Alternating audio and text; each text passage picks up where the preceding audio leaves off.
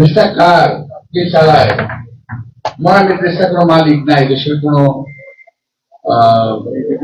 দেখার লোক নাই, সবাই শুধু ব্যস্ত সংস্কার সংস্কার সংস্কার। আরে ভাই, কি সংস্কার করতেছেন এটাই তো বুঝতে পারলাম না। আজকে দেশে বেকারের সংখ্যা বেড়ে গেছে, রাস্তায় নামলে হাঁটা যায় না, ফুটপাথ গুলো ভরে গেছে, রাস্তা দখল হচ্ছে। এই লোকের কোথেকে আসলো?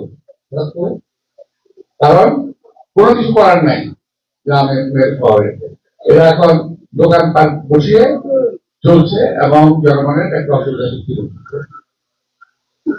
এই যে অবস্থাটা হয়েছে কেন?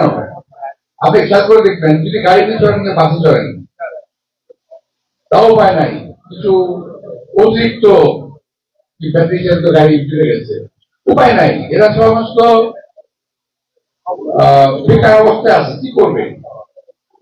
একটা কাজ তো চাই, সেদিকে বেকার। এই দেশে মানুষের সমস্যা সমাধানে এই সরকারের কোন লক্ষ্য নাই। আছে এভাবে উলট পালট করে দিয়ে মাল উঠে পড়ে খাই। এটা তোমরা প্রস্তুতি আমি জানি না, আমরা পড়েছি কবির একটা ভাষ্য, উলট পালট করে দিয়ে মাল উঠে পড়ে খাই।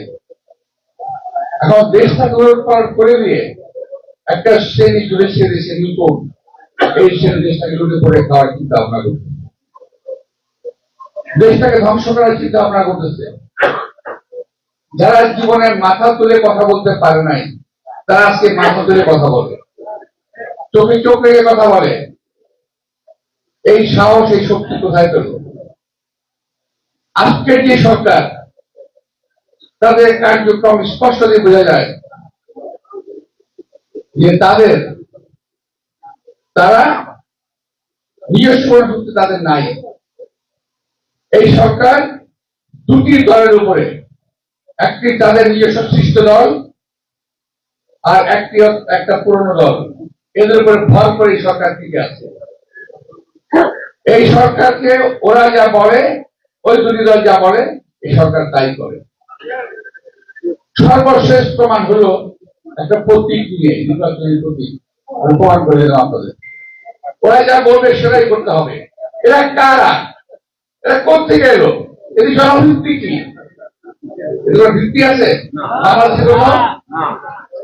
একটা নির্বাচন দিলে পরে বুঝে যেত কে কটা ভোট পায়।